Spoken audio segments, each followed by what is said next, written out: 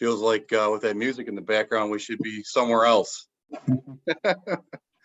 I'll call the meeting to order. Are you okay with that, Mike? You ready to go? Yes, ready to go. Okay.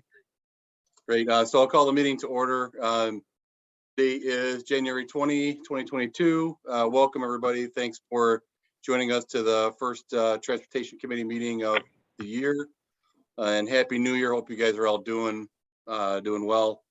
I know we're obviously in the year 3 of our lovely pandemic protocol operation. So I think we're going to stay virtual here for a while and kind of play it by ear and see what happens. Other than that, so I called the meeting to order. I think we'll go around and do a quick roll call to see who's here. I'm Bob Phillips, the Village of Deerfield. Mike, can you take roll call, please? Yes. So I will start with municipal representatives. I was trying to track everybody as they came in. Stephanie Hannon, Bannockburn. Here. Mark Huber, Beach Park. Morning, present. Andrea Larson, Buffalo Grove. Bob Phillips from Deerfield is here. Kayla Noonan, Fox Lake. Here. Heather Galan, Gurnee. Here. Erica Frabel, Hawthorne Woods. Morning here. Ramesh, Highland Park. Present. Jeff Hansen, Lake Bluff. Here. Karen Dalton Lang, Lake Barrington. Here. Byron Cutts, Lake Forest. Here. Mike Brown, Lake Zurich. Morning, present. Joe Serdam, Lake County DOT. Here. Kevin Carrier, Lake County DOT. Good morning, here. Fred Chung, Libertyville. Here. Wally Dietrich, Lincolnshire. Here. Clay Johnson, Lindenhurst. Here. Gregory Jackson, Long Grove. Here. Steve Shields, Round Lake. Here. It's Mike Brown or Dave Brown from Vernon Hills on. Mayor Ryback from Wadsworth. Here. Chris Garland from Waukegan. Here. Jesus from Waukegan. Present. Ray Roberts from Zion. Here. Are there any municipal folks that I missed? Steve Sislicka for North Chicago. Thanks, Steve. And then I have Kelsey Passy from the Tollway. I'm here. Rick Mack from Metra. Here. Russell Petroviak from CMAT. Here. Alex Hosa from IDOT. Here. And then we also have Chris Bouchard. Here. Dan Brinkman. Good morning, here. Akram Chaudhry. Here. Steve Sislicka. Scott Drabicki. Here. Greg Ellinger. Present. Jeff Hosa. Here. Dave Krieger. Here. Dwayne O'Laughlin. Dan Shug. Here, Mike. I'm sorry about that. Yeah, no problem. Jeff Strasalka. Here. Jim Tibble. Here. John Vanna. Good morning, here. Is there anyone else that I missed? David Brown is here. Thanks, Dave. All right. And Pat DePercio in Wadsworth. Good morning, Pat. Thank you. All right, we do have a quorum. Okay, great. Thanks, Mike. One more round to see if we missed anybody. Hearing none, we'll move on to the second item on the agenda. Approval of the minutes from the September 23rd, 2021 meeting. Looking for a motion for approval. Motion to approve, Mr. Chairman, Wadsworth. Second, Beach Park. Second, Highland Park. Are there any comments or There is questions? one typo on the minutes that I just wanted to mention. Very minor, but on page 4, the second paragraph, in the middle here, we meant to say project milestones such as completing phase 1 or phase 2 and typed phase 2 twice. So just making note of that and we'll make that correction. Thank you, Mike. All right, roll call. All right, let me get my screen set. All right, Bannockburn.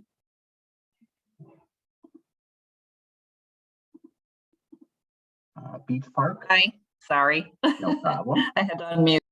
Beach Beach Park, Park, aye. all right. Buffalo Grove, Here. Deerfield. Yes. Fox Lake, Yes. Gurnee, Yes. Hawthorne Woods, Hi. Highland Park, Aye. Lake Bluff, Yes. Lake Barrington, Yes. Lake Forest, Yes. Lake Zurich, Aye. Lake County, Yes. Libertyville, Yes. Lincolnshire, Yes. Lindenhurst, Yes. Long Grove, Yes. Round Lake, Aye. Vernon Hills, Aye. Wadsworth, Aye. Waukegan, Yes. and Zion. Yes. Great, motion passes. Thank you. All right, we'll move on to item number 3, agency reports. Katie Hurtis is not here, but so we'll kick off agency reports with Mr. Hosa. Alex? Good morning, everyone. This is Alex Hosa from Local Roads, and I want to refer everyone with our STP status sheet. Okay, there you go. Thank you, Mike. And let's start with item number 1, Buffalo Grove. We are good for March 11, 22 letting. And item number 3, Grand Township. I do have estimated design approval July 31st, 2021. This date is expired, but I do have a new date. Estimated design approval for this project. The new one, it is June 1st, 2022. Item number 4 for Green Oaks, Atkinson Road. I do have another expired design approval date for December last year, and I need the consultant to contact me for a new estimated design approval. Now, we'll go page 2 of 6, item number 6, Highland Park, Clavey Road. This project is good for March 11, 22 letting. And we'll go to the next page 3 of 6, item number 9, Lake County DOT, Wadsworth Road at Lewis Avenue. According to phase 2, it's not doable for June 17, 2022. We need the local agency or their consultant to contact us for the letting date. And we'll move to page 4 with item number 13, Lake Forest, Lake Road. I do have estimated design approval last year, December 15, 2021. I need the local agency and their consultant to call me to give me a new estimated design approval. Item number 14 for Libertyville, Rockland Road. Again, I do have expired design approval date. The new date will be June 15, 2022. And we'll go to page number 5, item number 17 for North Chicago. We did receive the final report, and the final report already upstairs for the design approval. I should get the design approval anytime, but I will put as estimated design approval February 15, 2022. But we do have the final report upstairs for signature. And I will move to item number 18, Round Lake Beach. I do have expired design approval date from June last year. The new estimated design approval will be June 1st, 2022. And there's nothing on page 6, and that's all what I have. And I'm here if you have any questions or anything you need, and I'll be around just in case if any questions come up later on. Great. Thank you, Alex. Thanks. Bye-bye. Does anybody have any questions for Alex? Okay, hearing none, we'll move on to the Illinois State Toll Highway Authority report. Kelsey?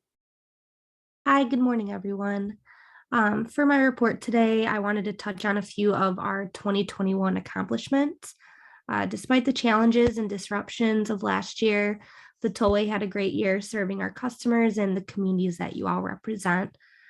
We've continued to work diligently to deliver on our core mission and improved our approach to tolling while mitigating the impact of COVID-19 on our customers, industry partners, and everyone who contributes to our efforts.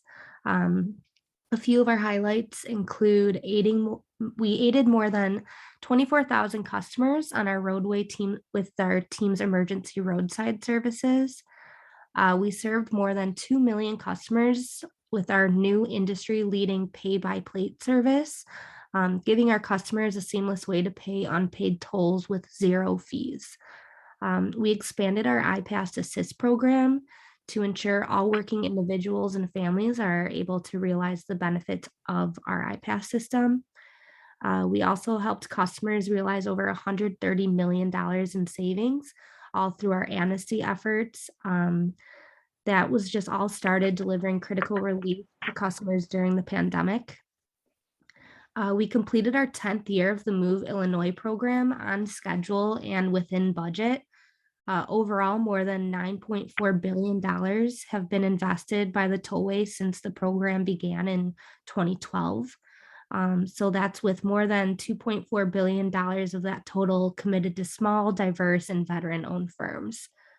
In 2021, we developed a balanced 2022 budget aimed at strengthening our agency and serving our customers with $1.49 billion in revenue allocated to fund maintenance and operations, debt service transfers, and capital investments for our 294-mile system.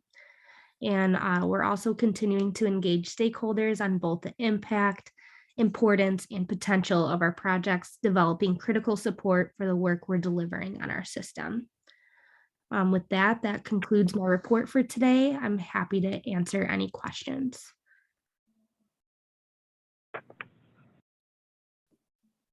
Thank you, Kelsey. Thank you. Any questions for Kelsey? Hearing none, we'll move on to the CMAP report. Russell Petroviak. Russell? Okay, a couple things that I'm going to discuss real quickly. The first thing is at last week's MPO policy committee, and I think the CMAP board did the same thing. The region adopted IDOT's safety targets. So safety is one of the priorities for the region.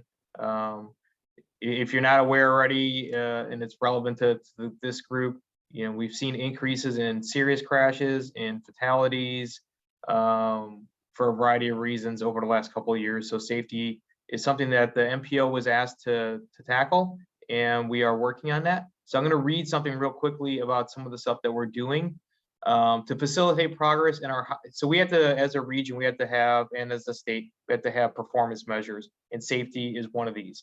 So we adopted last week the highway safety targets.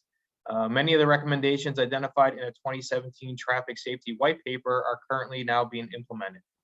CMAP has incorporated highway safety into its annual work plan and programming decisions, and traffic safety has become an annual work plan item, and CMAP is assisting communities in traffic safety planning through CMAP's local technical assistance and the STP shared program. In addition, traffic safety continues to be included as a component of the project evaluation for CMAP's planning and programming efforts. CMAP has received an SPR grant to do research on traffic safety. And because it's an annual thing, each year they pick focus areas. And the focus areas for the current fiscal year are speed management and bicycle and pedestrian safety. So I just wanted to throw that out there for folks who are interested in knowing what CMAP is working on terms of the safety front. On the other front, I think it's actually, I could be wrong, I think it's part of your, yeah, it's number 7 on your agenda. So the Infrastructure Investment and Job Act we all know that that's bringing more money to the region. Last week, IDOT released a circular that kind of gives us a heads up on what might be coming down the line in next year's federal fiscal year, what we have available, and it'll impact the call for projects and how much money is available. So we're still working with IDOT to solidify that and to come up with an exact number that the councils will be able to use for their multi-year programs. So I guess what I want to say is they released a circular. We're still having discussions with them on all the different programs that are coming up and how and who might do the programming and how much funds might be available. So what came out in the circular, we can consider that that's a good number to use for planning for going forward. But that number, I wouldn't say is quite set in stone yet.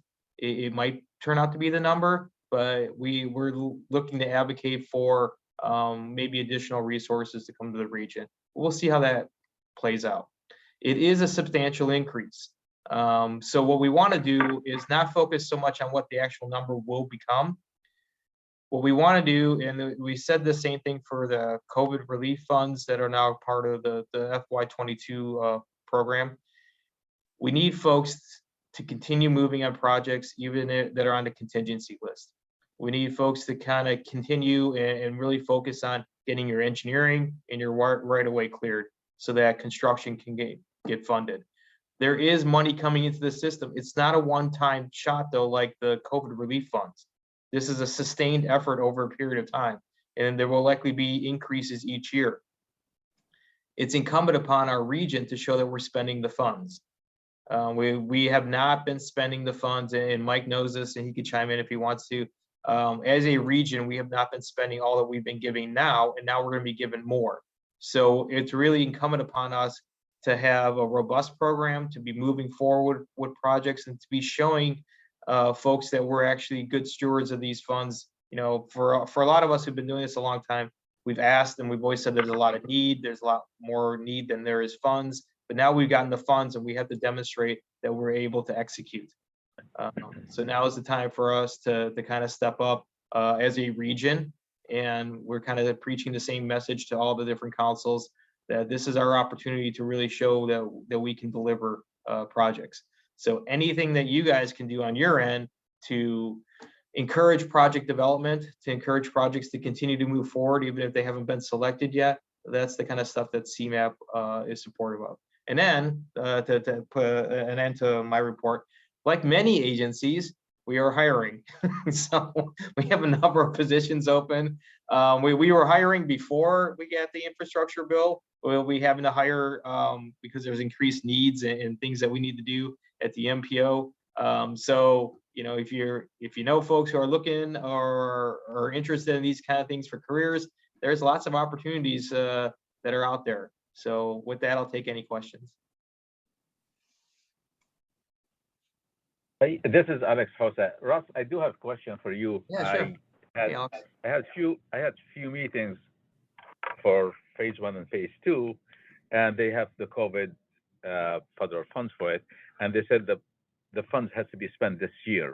What exactly we're looking for this year? Do you need the project to be awarded this year or start construction this year? So Mike knows the specifics of what we're talking about.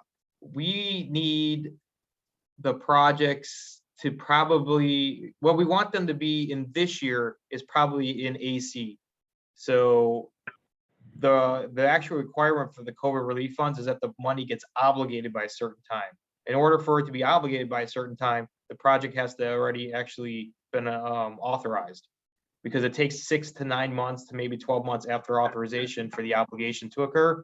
So it's kind of a two-step process. So what we're really hoping for is the stuff is programmed this year and authorized this year so that it can be obligated next year. Does that make sense? It does. It means it doesn't have to be let this year then. It doesn't have to be let. It's preferred if it's let, because that's when the authorization will occur. Okay. Okay, that's all what we care about.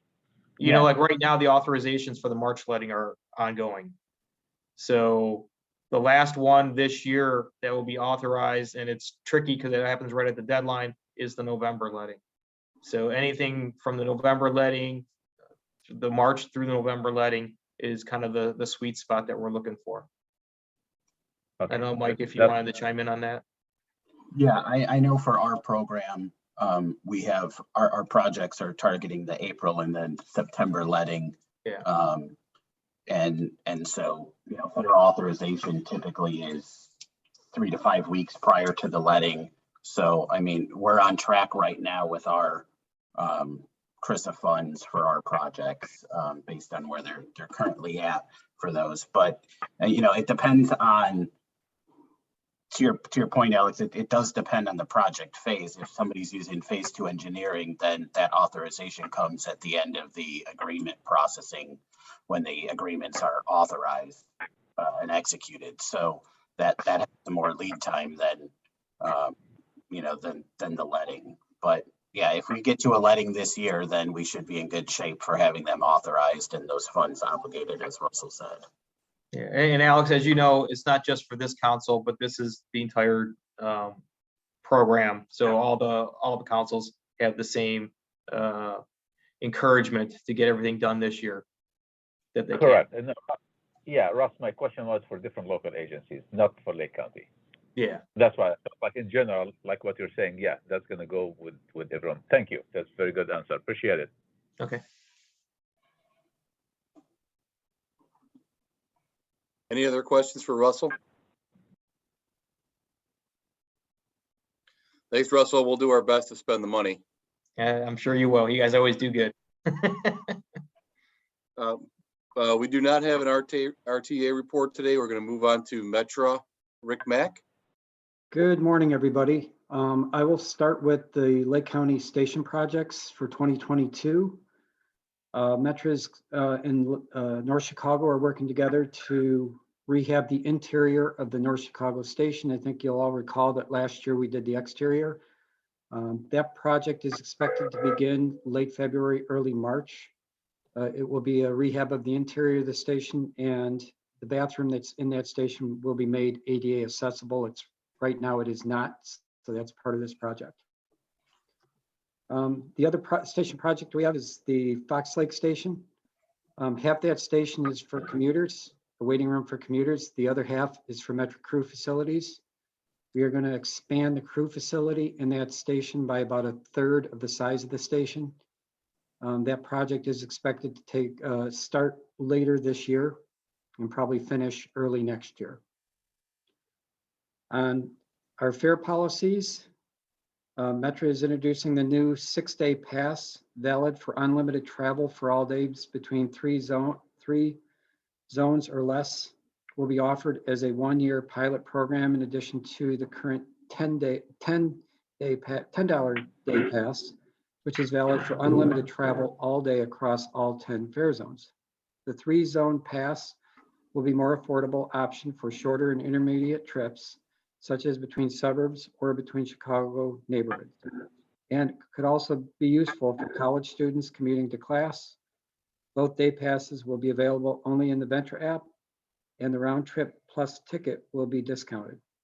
Other fare changes include reducing the expiration dates on 10 ride tickets from 1 year to 90 days, and on the one-way ticket from 90 days to 14 days.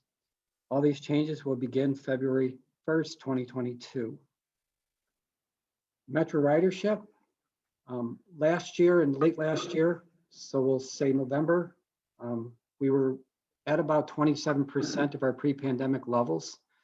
We had a couple days in November where we reached 32% ridership, and we did see riders returning. Unfortunately, because of Omicron, it was reported yesterday at our board meeting that our ridership has dropped to about 15% pre-pandemic levels. We're hoping as Omicron drops again, ridership will return. We did have plans to upgrade and enhance our service in January, but obviously the Omicron variant has got back now till March, when we will try to introduce some enhanced service to bring riders back. And with that, I'd be glad to answer any questions.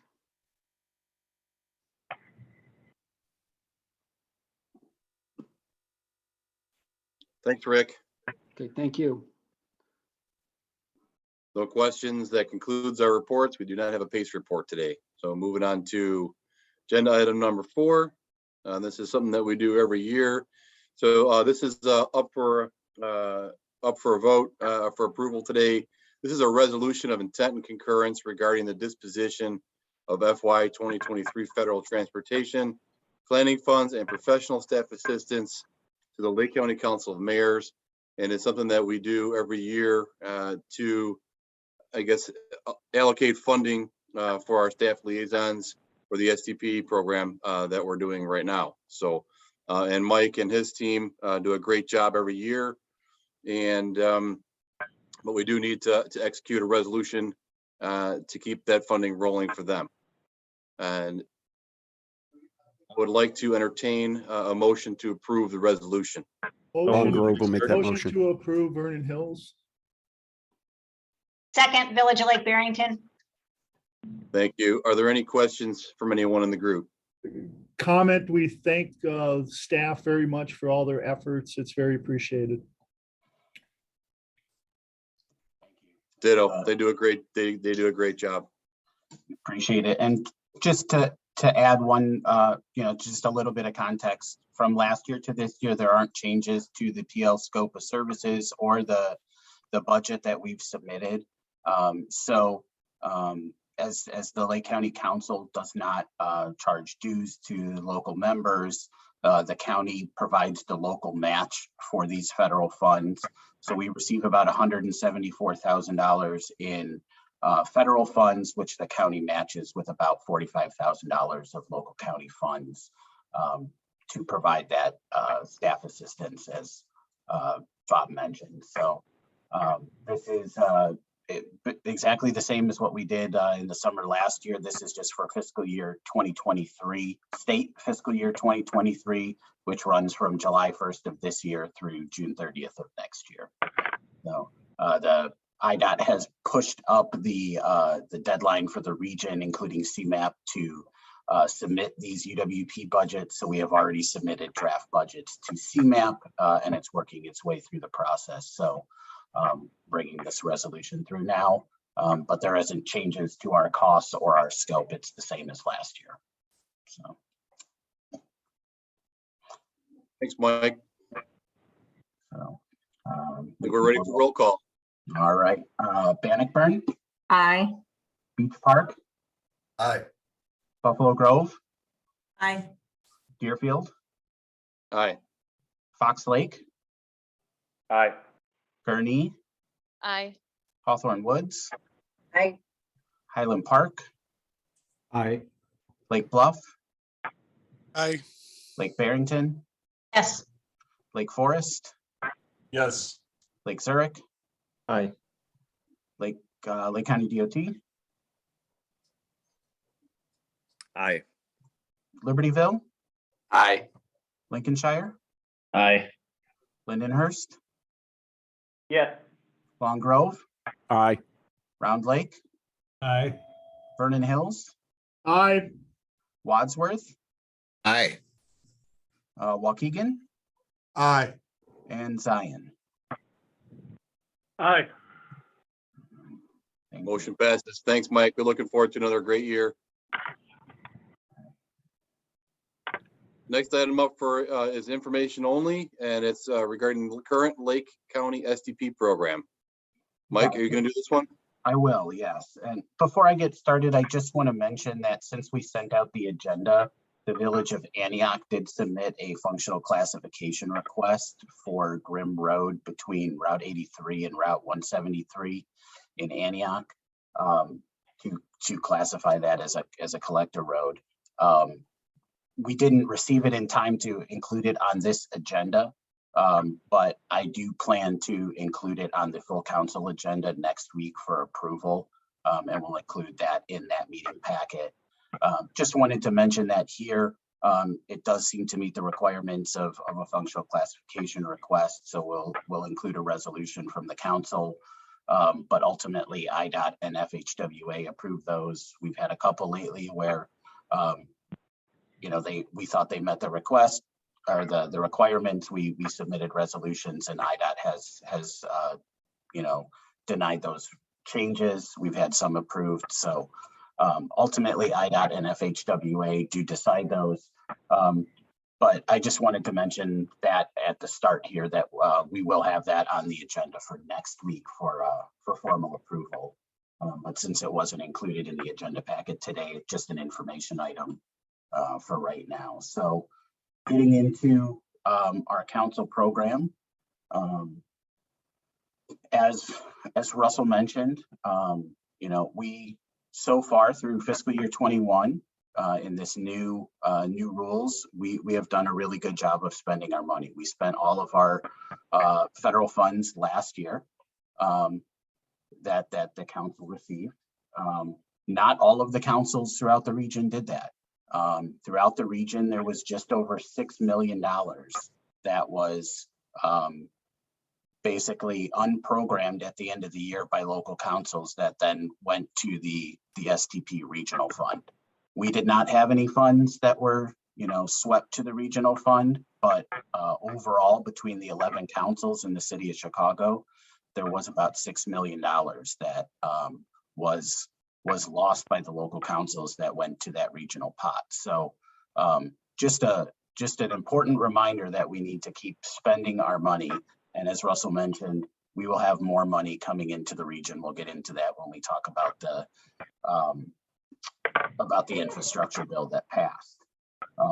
But we are in good shape right now with our council program.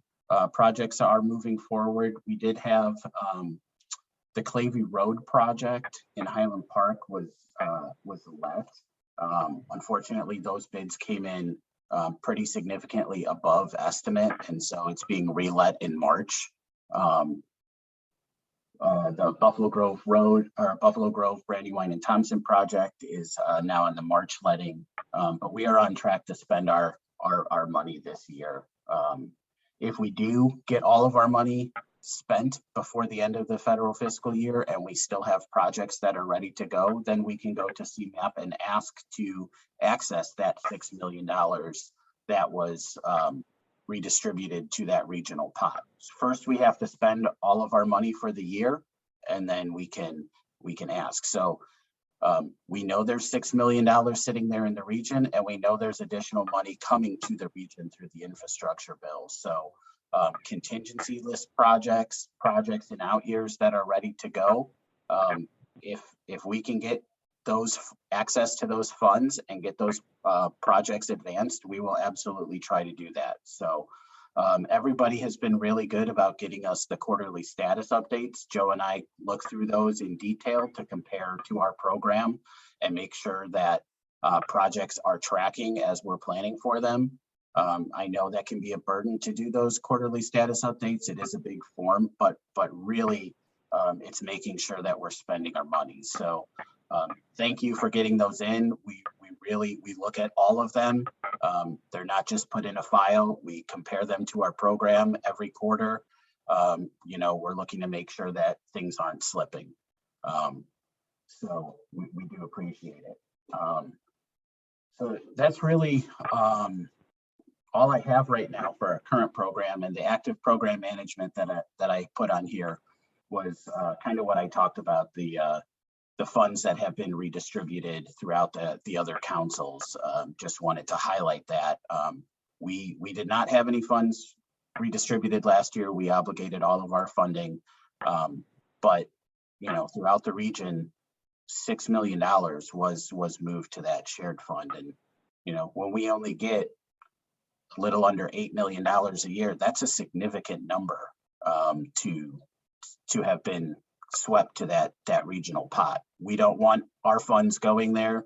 We're on track that now 2 years in a row. Hopefully we won't have that happen, but we have to keep projects moving, and that's why those quarterly reports are so important, because we don't want to lose any money that comes to Lake County. We want to spend it all in Lake County.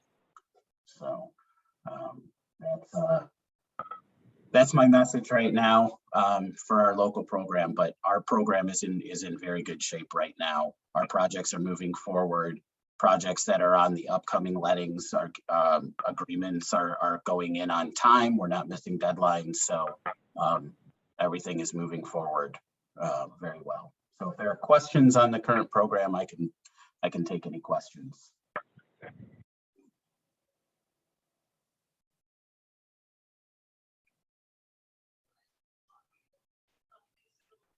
Hearing no questions. Thanks, Mike. That was great information. And moving on to the 2022 call for projects.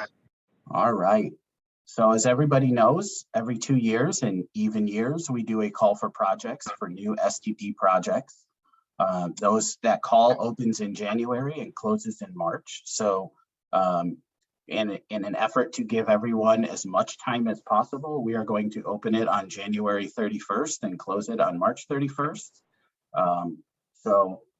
This timeline was included in the meeting packet that went out. It will also be posted on our website along with all of the application materials and links to all of the various data sources that we use to score and rank projects, the IEPA's environmental justice layer, and all of the various data sources. We will post links to all of those on our website, so everyone is on an equal footing and understands where we're getting the data from.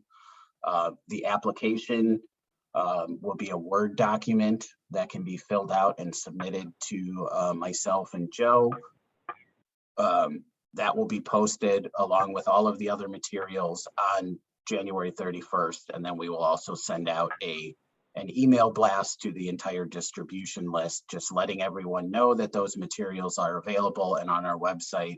They will remain on our website throughout the entire duration of the call for projects through the end of March. Once the call for projects closes and we get all the applications in, then we'll spend April and May scoring and ranking those projects. Once they're scored and ranked, then we will work on building a recommended program based on the available funding that we have. Just a reminder, if your project is currently on the contingency list, you do need to reapply during this call for projects. The contingency list does expire with every call for projects. So in order to be considered, again, you do need to reapply. For those communities that do have projects on the active program, you don't need to submit a new application to remain in the active program, but we do need every sponsor of projects in the active program to confirm their commitment to the project. I will send out reminders to all of those, but that can be a resolution, a letter from the mayor or village manager. Just, we need confirmation that the project is still moving forward and this project sponsor wants that project to remain in the active program. That is part of the regional active program management rules. All of the councils have that same requirement. So we will send out those reminders as well for the active program. So projects in the active program don't need to reapply. They just need to reaffirm commitment. Projects on the contingency list will need to submit an application to be considered in the future. We're going to get into the new infrastructure bill in a minute and talk a little bit about that, but the best way for communities to be able to access the additional federal funds that are coming to the region is to submit an application during this call for projects. Whether your project gets on the active or the contingency list, we will be using our active and contingency lists to program any additional funds that we get until we have the next call for projects in 2024. There are new programs that are a part of the infrastructure bill, and I'll mention that in a minute, and those may have a separate application process, but anything that comes through CMAP to the Lake County Council of Mayors, those additional funds will be using our active and contingency list to program those additional funds until we have our next call for projects. So if you have something in consideration, submit an application this time, so that we can get it in either the active or the contingency list once we score and rank everything, we'll have another transportation committee in April where we can kind of talk about how many applications we received and some of the metrics on what we got. But in June at our transportation committee and full council, we will present a recommended program of what is included in the 5-year multi-year program. We'll ask for that to be released for public comment for a 30-day public comment period in July. And then we'll have another round of meetings in August of the transportation committee and the full council to approve those after the public comment and address any public comments we receive. Once our council approves it, then we can submit those as tip changes, and it goes through the CMAP committee process, through the CMAP transportation committee board, and ultimately the MPO policy committee in October. And then those funds would be available at the start of federal fiscal year 2023 by the time we work our way through all the approval processes. So we're starting now here in January with final approval of our new program in the middle of October of this year. So I think that's all I have for the call for projects. So just to summarize, all the materials will be on our website starting January 31st. An email will go out to everybody and they will remain on our website throughout the duration of the call for projects, with applications being due at the end of March. So if there are questions, happy to answer questions.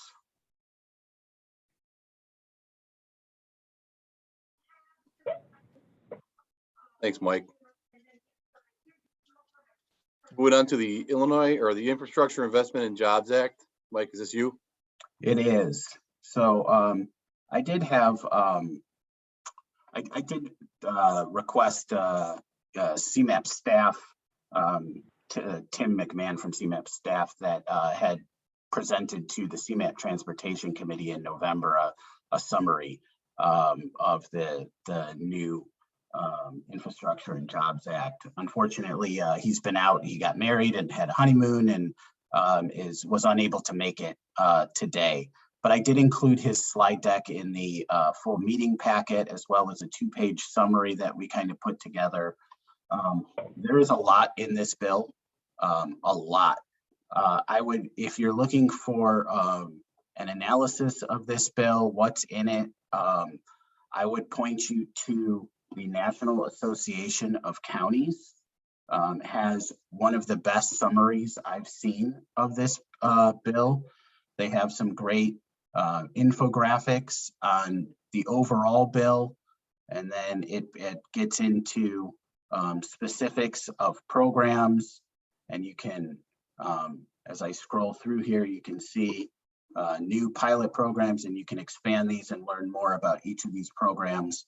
And as I scroll through here, you'll see this just goes on and on. There is a lot in this bill. So just looking at the transportation side, that's what we focus on here.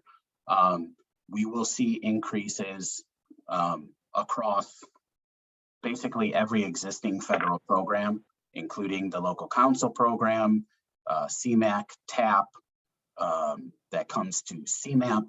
There are new programs included, including the PROTECT program, which is like a transportation asset program, a carbon reduction program.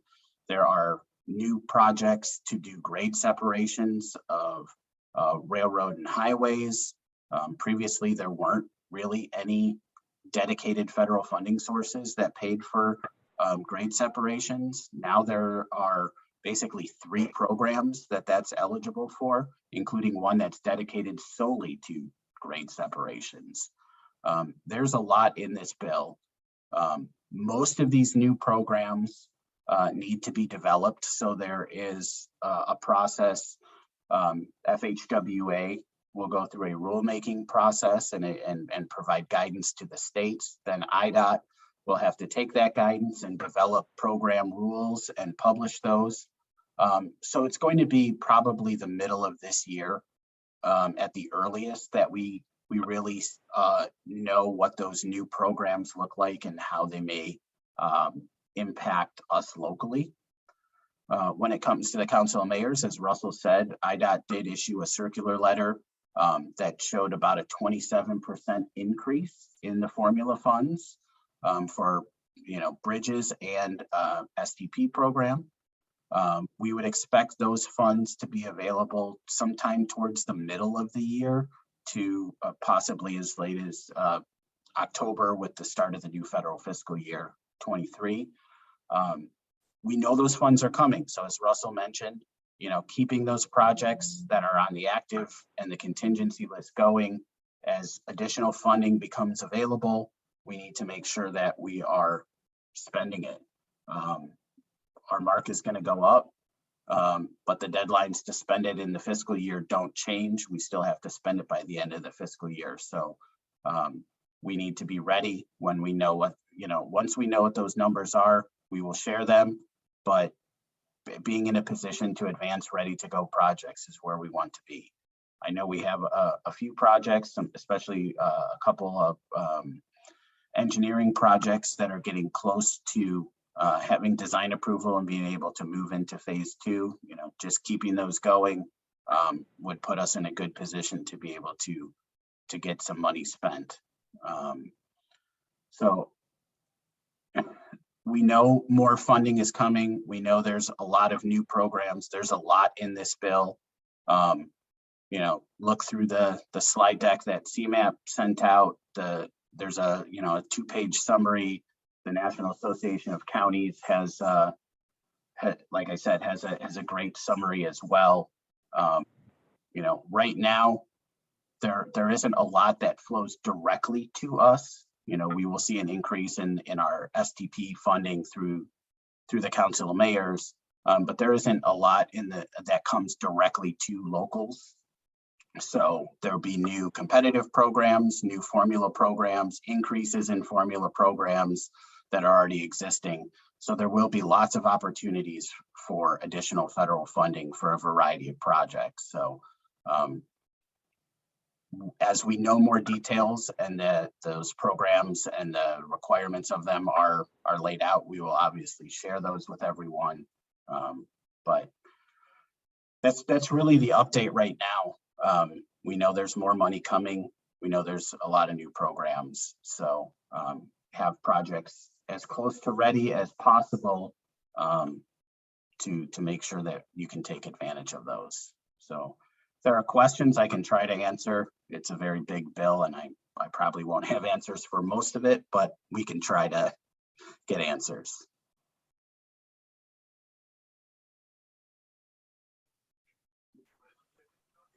Thanks, Mike. We'll have to have faith that the feds will figure out how to spread that money out for us. Mike, can I add a few things real quick? Yeah. Complicating matters at the moment is that the federal government is operating under a continuing resolution. So because the continuing resolution was passed before the infrastructure bill was passed, anything that's new in the infrastructure bill actually can't really proceed right now because it wasn't included in the continuing resolution since it didn't exist yet.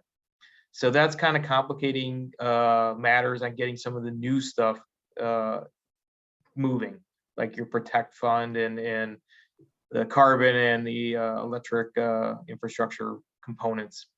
That being said, programs that already exist that are just getting bumps in funds, though the bumps in the funds will probably not be made available until at the earliest July 1st, more likely October 1st. And we'll see those more likely in next year's federal fiscal year. The bridge, however, is something that I want to highlight. There's a lot more coming in bridge. So while STP is getting a big bump and CMAC's getting somewhat of a bump, there's some related programs to CMAC that might kind of help with the CMAC program, stuff that people apply for that are on this call. But bridge is getting a substantial bump. Illinois is getting about $270 million in new bridge money a year. Some of that's going to trickle down into the local bridge program that some folks here, and I know at least the county applies to, but there will be a lot more bridge funds coming.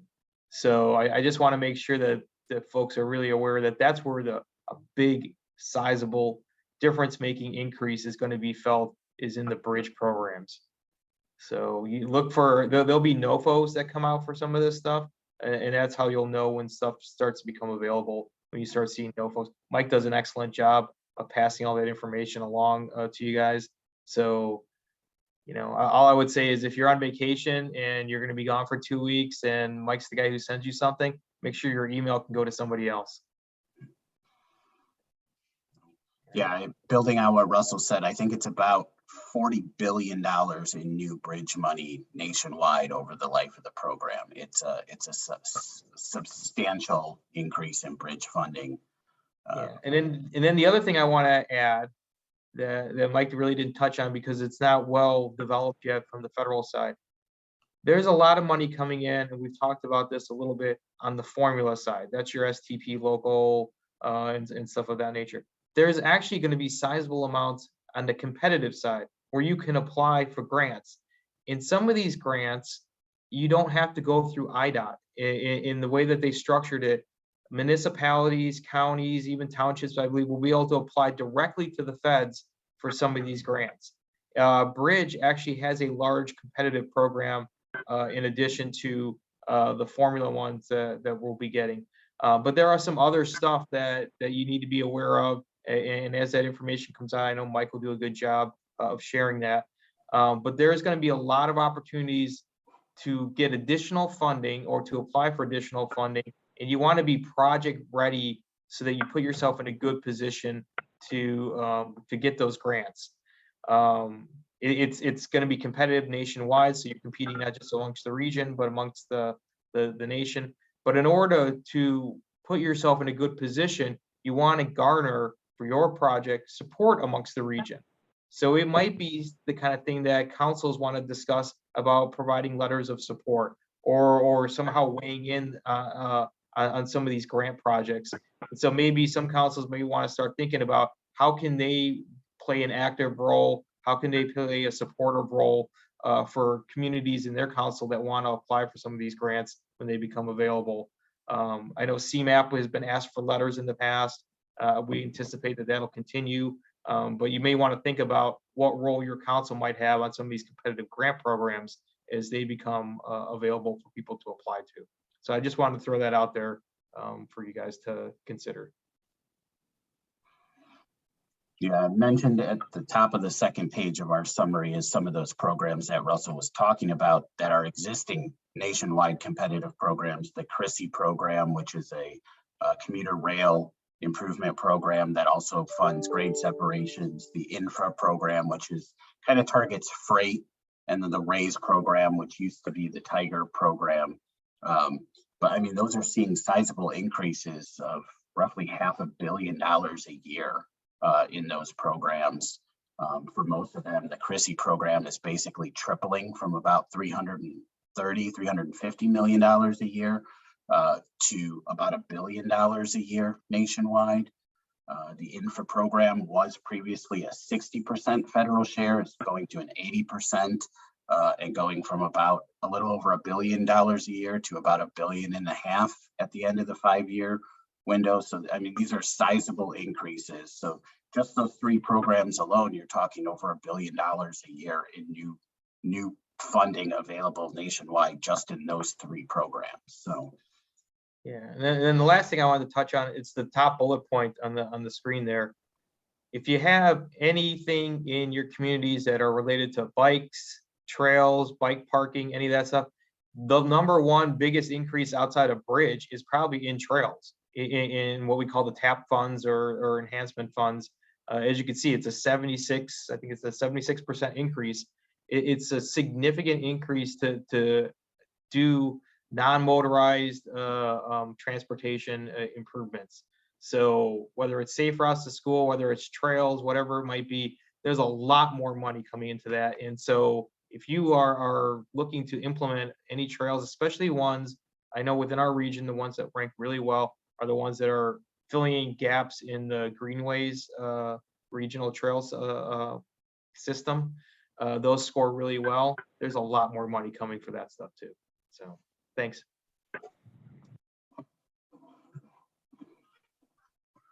Thank you both for that great update. It's a lot of information. Moving on, do we have any other business, Mike? I don't today. Okay. Is there any public comment? Did you get any public comment via email, or does anybody in the room have a public comment? I did not get any. Okay. Hearing none, we're moving on. And I think the next item is adjournment. So the next meeting is April 21. Ramesh, did you have a comment?